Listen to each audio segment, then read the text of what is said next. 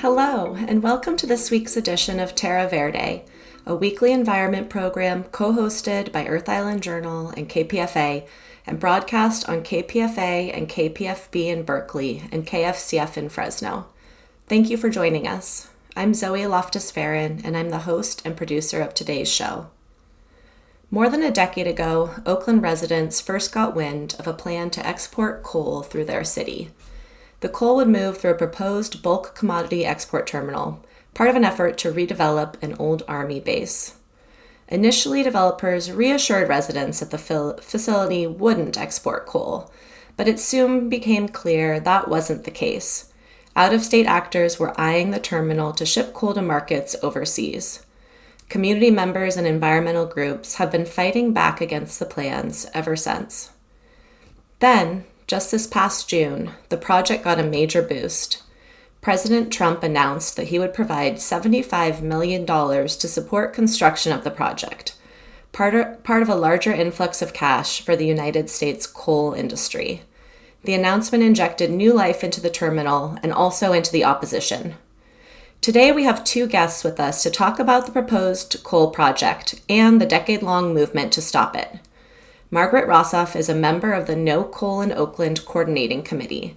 Veronica Eady is the Executive Director of the West Oakland Environmental Indicators Project. Margaret, Veronica, welcome to Terra Verde. Thank you. Thank you. Happy to be here. Me too. Margaret, thank you. I'm happy to have you both. And Margaret, I know you've been involved with the No Coal in Oakland campaign for a long time now. And I wanted to start by turning to you with a few questions about the history of the project. And I know there's a lot there. We won't go through it all, but could you just take us through the very basics on how the proposal came to be? The proposal to build the terminal? Yes. Well, I think you mentioned some of this already. The city received a plot of land that had been part of the Oakland Army base when that was decommissioned, and they ended up giving a lease to a developer named Phil Tagami. He initially promised that he would not be shipping coal. We have that in public records. But meanwhile, they were talking to people in Utah about exactly doing that. So when we found out, I'm going to end up talking more about the campaign. When we found out that that was in the works, we started trying to figure out how to block it. And we discovered that the contract between Phil Tagami and the city of Oakland for a 66-year lease basically said that they couldn't change the contract unless there was evidence, substantial evidence of health risks to residents and workers. So we mobilized many people. We had over 600 people at a city council meeting saying, coal does pose this danger. And there was health assessments were done, and the city council unanimously voted 7-0 to place a ban on large amounts of coal being handled or stored in Oakland. And then when that happened, the developers promptly filed a lawsuit in federal court. And then the history of the next number of years involves lots and lots of legal maneuvers, which I'm not going to go into. Our website, nocoal.org, has all the details if you're interested. But meanwhile, we were also doing organizing in the community. And then actually sometime before Trump's announcement, most of the legal stuff wound down. There's still a pending lawsuit because the developers have sued the city of Oakland for $1 billion, saying that the delays have cost them this much money. And we're waiting, hopefully, for the results of a judge's decision, because the city filed for summary judgment in that case. But meanwhile, as the lawsuits wound down, it was clear that the developers had permission to start building without restriction. And we started our campaign to stop that, or restarted our campaign to stop that, which got a big boost when Trump decided to give the money. I'll just say right now that to build this terminal will cost probably between $300 and $400 million. So the $75 million that he gave out, that Trump is promising to them, is hardly enough. And so our main focus at the beginning was to make it clear to developers, the investors, make it clear to investors that there was no point in putting money into this because it was just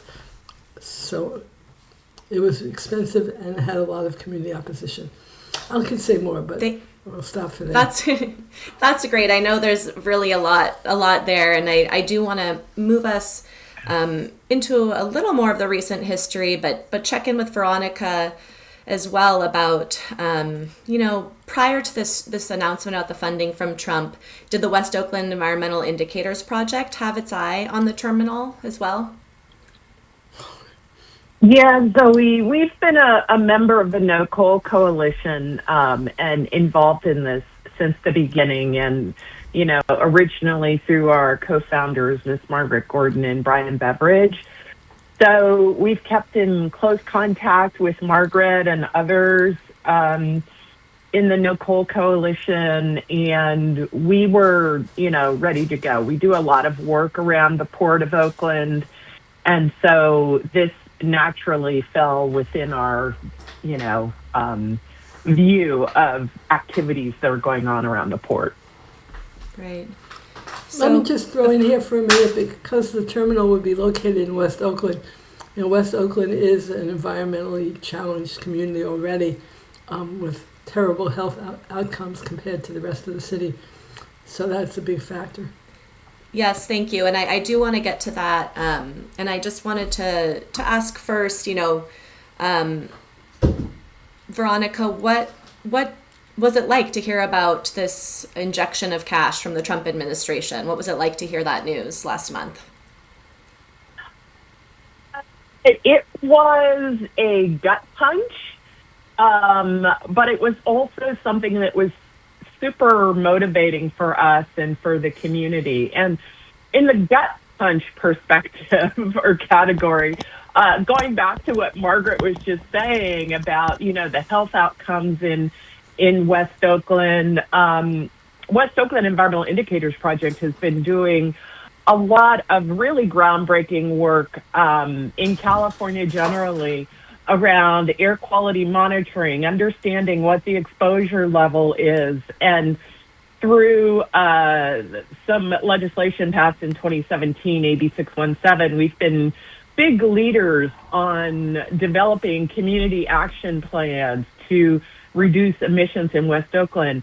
And in fact, over the last 7 years or so, we've reduced diesel particulate by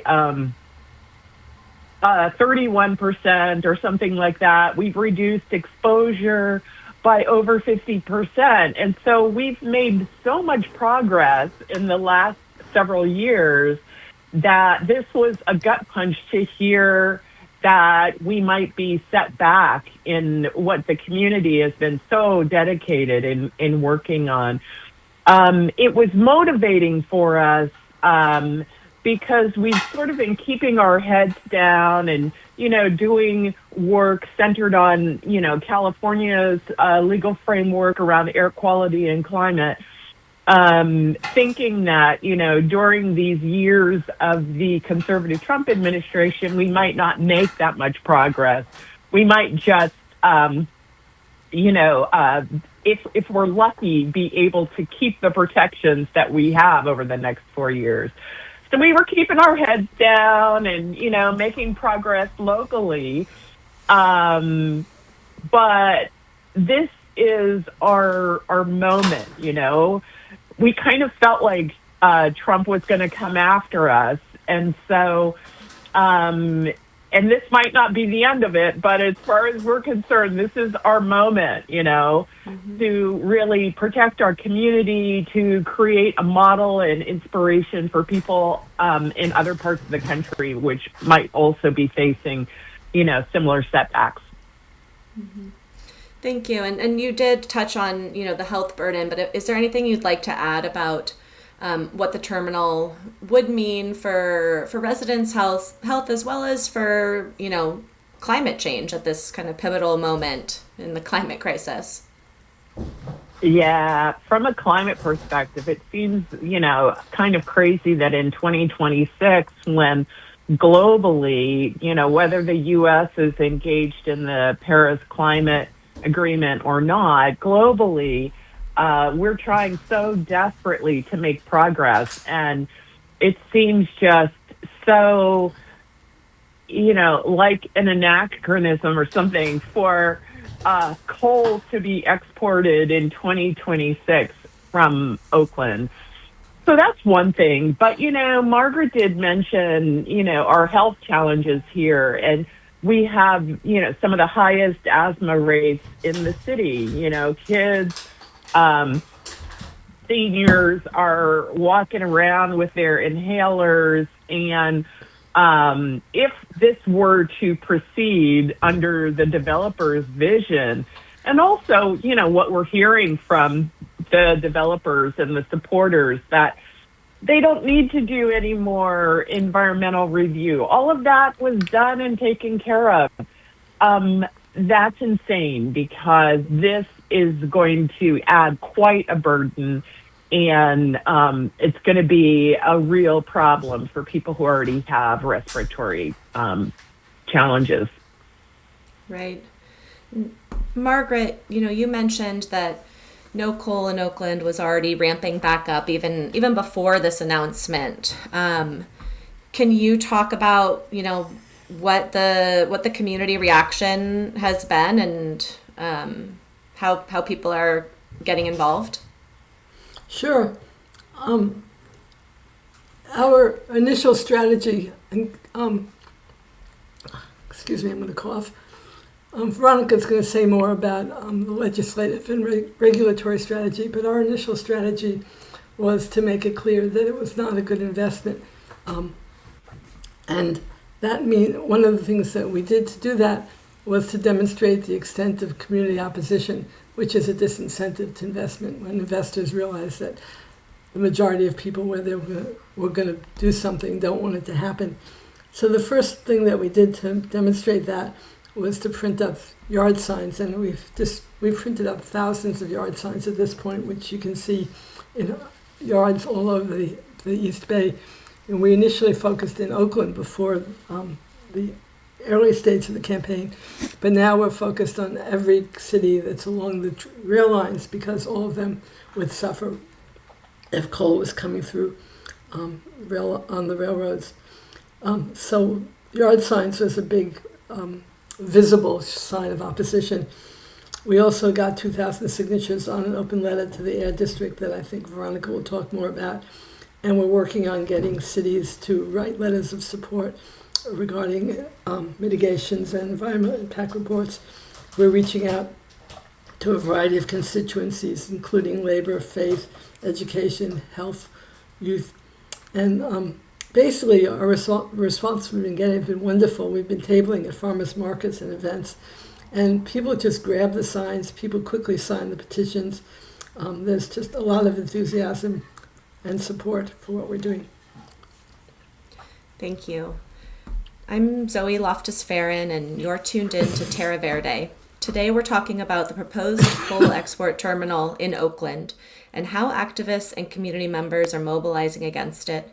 We're here with Veronica Eady, Executive Director of the West Oakland Environmental Indicators Project, and Margaret Rossoff, a member of the No Coal in Oakland Coordinating Committee. Veronica, I do want to turn to some of the other efforts that Margaret just mentioned, starting with recent legislation introduced by State Assembly member Mia Bonta. And I'm wondering if you could tell us a bit about what that legislation would mean if it were passed. Yeah, sure. And that legislation, which is called the I should know what the name of this is. The Community First Coal Act. Community First Coal Act. Sorry, not enough coffee. Introduced by Mia Bonta. This is also co-sponsored by Earth Justice and West Oakland Environmental Indicators Project. And I want to really commend Mia Bonta. And, I live in West Oakland. Mia Bonta is my assembly member. And she immediately stepped into action to figure out what was the best way to really protect the health and engage the community in any process that might allow a coal terminal in Oakland. And so this piece of legislation basically requires an environmental impact report for coal export handling in West Oakland or not in West Oakland, in California. This is not a West Oakland bill. This is really to protect all Californians. So who knows, where else there might be a proposal. But anyway, handling more than 5 million tons per year of coal. And this facility, at least as described by President Trump, could handle 9, 10, 12 million tons of coal per year. So a real massive export burden. This would require environmental review and environmental impact report. And it also applies if there has already been an EIR done, but the EIR is more than 10 years old. So here, with respect to this project, the original environmental impact report was done in 2002 and then updated in 2012. So well over that 10 years. And we're really looking for, through this legislation, a real analysis of the impact of coal, the impact of this particular type of coal, what's the impact on the communities along the rail corridor and at the export facility. And so this is a step towards transparency. It is buttoning down our democracy, which the people of Oakland are really way ahead of perhaps other parts of the country. We've done great at exercising democracy here. And so this piece of legislation, also known as AB 40, would ensure that we have a seat at the table. And it seems that the Bay Area Air District could also end up playing an important role in determining kind of how this project may proceed. Could you speak to that, to their role in the process? Yeah, absolutely. The Bay Area Air District has a really important role to play. They would be responsible for issuing the air permit that would allow this terminal to exist. It would have all of the health and safety precautions included in that permit. It would regulate coal dust that might blow out of the facility as the coal is being offloaded onto ships that we understand would be going to Asia with the coal. And so they play a critical role there. But besides that, they're required to make sure that there's compliance with the air quality standards, and that would include, importantly, the standards for particulate matter, PM 2.5. This is the type of particulate matter that would blow off of the coal. It's the type of particulate that we would, as neighbors of this facility, inhale, and it has the most debilitating impact. So it's a critically important role. And right now, the Air District is considering whether or not they would be required to do an environmental impact report, which, of course, we feel is necessary in order to be protective.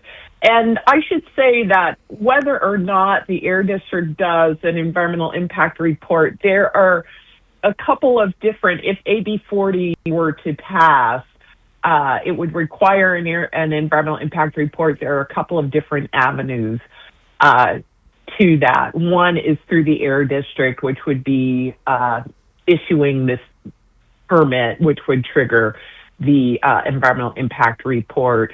And then, earlier in 2012, the earlier EIRs, those were triggered by the city of Oakland and the Oakland's discretionary permitting and actions in citing the facilities. So we plan to be very involved in this process, both the Air District permitting. There are some other permits that need to be issued, and along with our partners at Earth Justice and Sierra Club and San Francisco Baykeeper, No Coal in Oakland, and many other groups that are involved,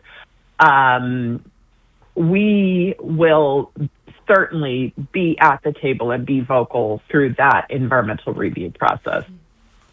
Can I add a little bit to that? Yes, please. Yeah, thank you, Veronica. This is all wonderful.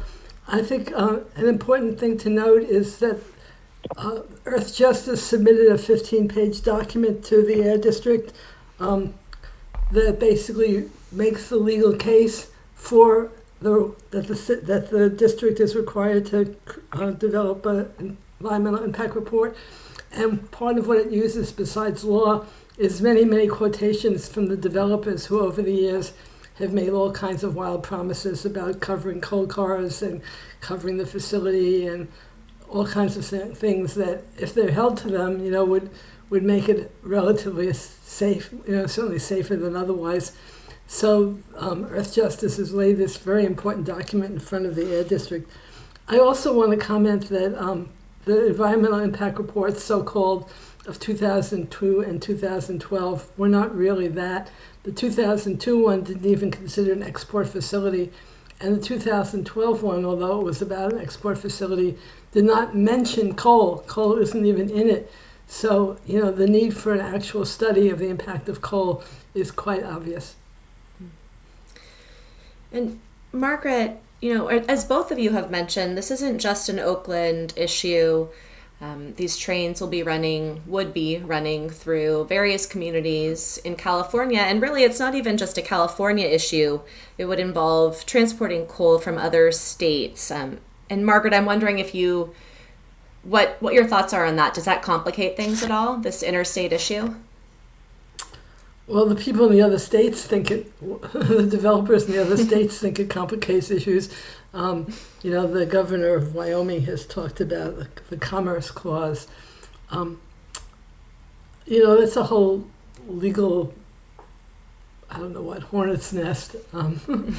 But it seems like, there's enough evidence that a state can protect the health and safety of its residents.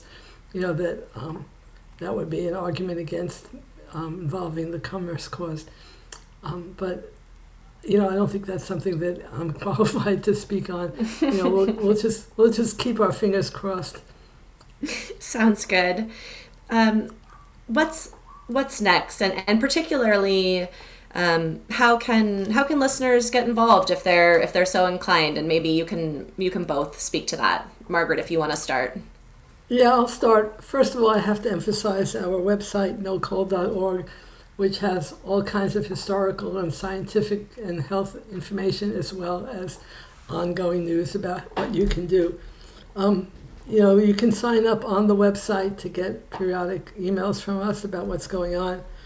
The easiest thing to do is to ask for a yard sign that you can post in your yard or your window, and to sign on to the letter to the Air District asking for mitigations and for the environmental impact report. That link to do that is on the website as well. If you want to get more involved, we have, I think, 8 active working groups right now. 3 of them are maintaining the structure of our coalition. It's an outreach and direct action and communications and advocacy. But then we also have working groups for specific constituencies like faith, labor, education, health, youth. So if you want to get more involved, joining one of those one or more of those working groups would be a real boost to the campaign and a lovely experience for you as well. Thank you. And Veronica? Yeah, I don't really have much to add. I think Margaret covered it, but I do want to say, once again, just underscore, come to the website, nocoal.org. It has a full history of the project dating back to, I think, 2013. And so there are news articles and blog posts, anything that anybody wants to know to learn about this effort and this coalition of resistors is here on the website. It also has, announcements about meetings and events and things that we have coming up. So please visit, get on the sign up to be on our mailing list. Additionally, if I can also say, and you can also get information at our website, West Oakland Environmental Indicators Project. That's WOEIP.org, and you can get on our mailing list as well. And let me also quickly add that we have this coalition, which has been going for a number of years and has probably doubled in size in the late, since the Trump announcement. So there are more than a dozen organizations currently involved, and we meet every 2 weeks to make plans together. So if you're part of an organization, whether it's an environmental organization or a labor organization or a faith organization or PTA or whatever, that wants to join and participate on an organizational level, you're welcome to do that as well.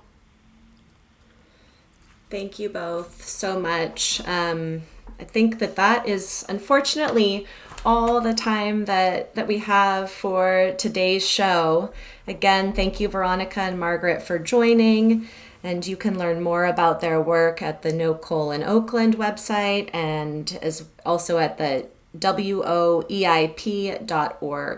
I want to thank our board operator, Kirsten Thomas, and everyone at KPFA who makes Terra Verde possible. And of course, a big thank you to all of our listeners and supporters.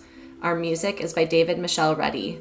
You can find Terra Verde and other KPFA programs archived on the KPFA website, and you can also find Terra Verde on the Earth Island Journal website as the Earth Island Journal podcast. Thank you for joining us today, and I hope you do tune in again next week. Have a great weekend, everyone.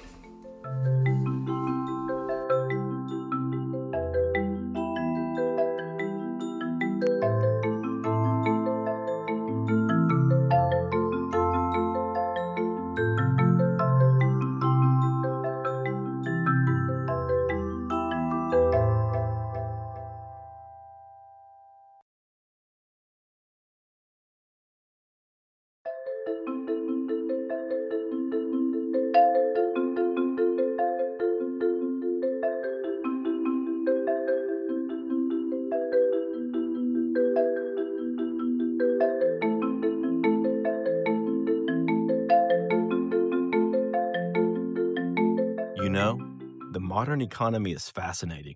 You pay to watch TV, you pay to listen to music, you pay to store your photos.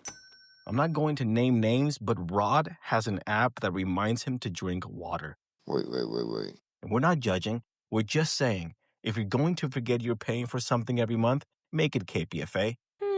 We'll even let you name the price. You let us know how much KPFA is worth to you. For as little as $5 a month, you can become a monthly sustainer, a guardian of KPFA. Feeling cheeky? Do 10. Feeling generous? Do 50. Since 1949, listeners have kept this place alive by giving what they can.